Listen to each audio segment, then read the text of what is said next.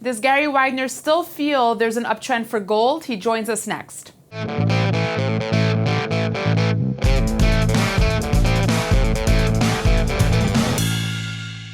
Gary, good to see you again. Happy Aloha Friday, as we say on the islands, and thank you very much for having me.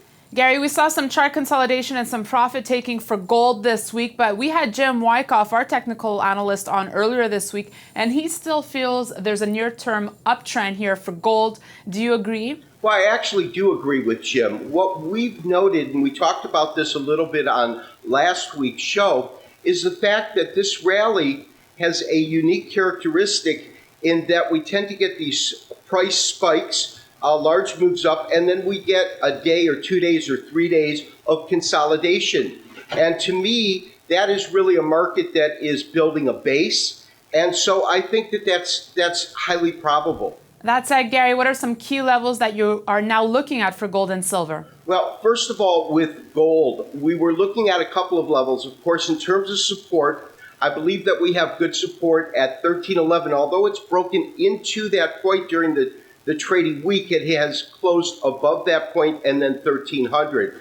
On the upside, I've noted minor resistance, although we haven't broken it, at 1321. And then, of course, 1331 is the current top that we're trying to take out. So, Gary, next week we have a 4-day week in Canada and in the U.S. for Canada Day and Independence Day, respectively. How do you see that playing out for the gold market? Well, obviously, whenever you have a holiday weekend, it's quite likely that you'll have a decrease in volume. And so that being said, and the fact that we have seen this market operate in the manner of price spikes and then consolidation, I believe we'll probably see more of the same, and the consolidations might be more drawn out, so to speak. Gary, in last week's insert, you looked at connecting the dots between key events and gold price changes. What have you brought us this week? Well, we're going to continue along the same theme. I'm also going to be bringing silver into the mix a little bit on today's insert. And the reason being is silver has just been such a absolutely stellar performer in terms of the precious metals group. So that's what we'll be looking at. On that note, Gary, we'll get to your insert. On today's insert, I want to take a look at both gold and silver and give you a sense for my interim term forecast in the market and what I'm basing it on, as well as where we are currently looking at support and resistance levels. I have pulled up a weekly chart. This is of the cash market of gold, and this is being recorded on Thursday afternoon in Hawaii. We have had the market trading slightly up in terms of its placement for the week. You can see that by virtue of this very, very small green candle right in here. This represents this current week in trading. Of course, next week we will have a shortened trading week. Canada has a holiday on Tuesday, United States on Friday, Independence Day coming, and Canada Day, of course, on Tuesday in Canada.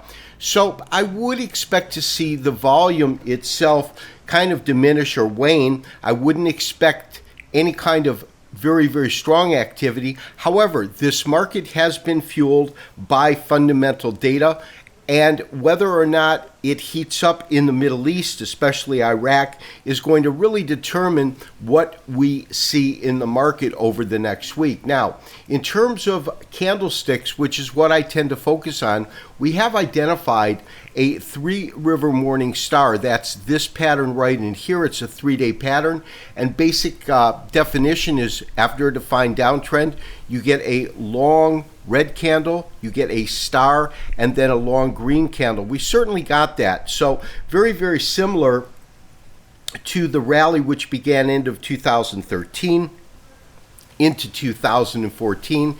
This is also a variation off a three-river morning star. And the reason it's a variation where this is more the pure pattern itself is the size of this center candle really isn't a star. Like, it is a small bodied candle, but it's not as much of a star as this particular candle that we got 1, 2, 3, 4 weeks ago. Now, in terms of candlestick patterns, you would really take it on a confirming candle. And so for an uptrend or a pivot point, you would basically look at the candle following the pattern itself. Now, this pattern is composed of these three candles: your down, your star, and your update. Your confirming candle would be on a weekly chart the following week, and what you would look for, of course, is going to be a green candle with a higher high and a higher low, and the larger the body, the better. You get a dramatically large body here. But lo and behold, on this week, what we're really seeing is a consolidating candle. It is green, but it is a small-bodied candle. And what we have seen throughout the week has really been absolute consolidation in the market. The best way to illustrate that is to pull up a daily chart. So traders, I've done just that, and I've pulled up a daily chart.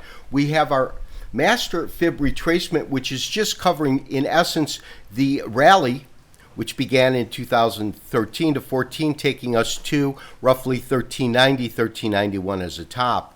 When you take a look at this market, this is a Thursday of last week's trading activity in which the market popped up, and ever since then, you can absolutely see that this market has traded in a tremendously narrow band. Now, the key to this particular band is it could be forming a base, because what we're seeing is consolidation within the market, but that consolidation can also break to the upside or downside.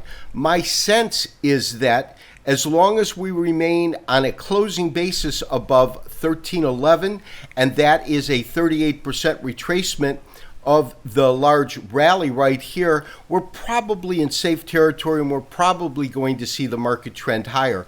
A close below this particular point, I believe, could spell a little bit of lower pricing. Right now, I am of the belief that we will probably see higher pricing. We'll just have to see how that pans out. But if you take a look in this area, it's certainly a resistive point right here, no doubt about it. You get these tops up here. After the market comes down, we had that line in the sand at roughly 1232, and that's where it came from. That's our 76% retracement, of course, after breaking through 62. And as I look at it right now, what we can see, although we've had very, very quiet trading activity, market's currently at 1315 on a closing basis.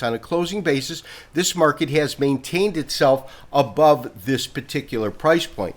But the real star of this last week has not been gold, it's actually been silver.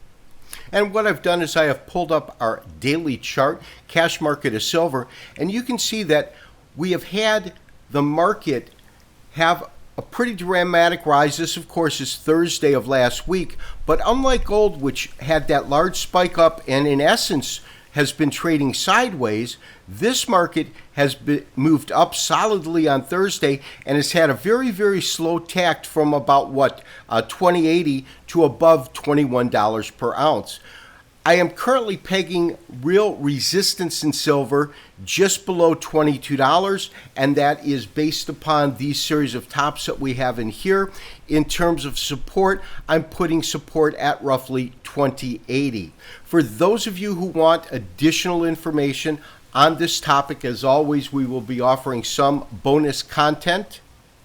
And to that end, simply go to our website, thegoldforecast.com. If you're not already a member of Chart This After the Show, membership is free, of course. Simply go ahead, click the link, sign up, and then you'll be able to view the bonus content. Again, gold and silver certainly in consolidation. Gary, thank you so much. My pleasure as always. And I do want to wish all of our Chart This viewers happy and prosperous trading and investing next week. And we'll talk to you real soon. And thanks for watching this week's edition of Chart This. You can email us any comments or questions at newsfeedback@kitco.com. Thanks for watching.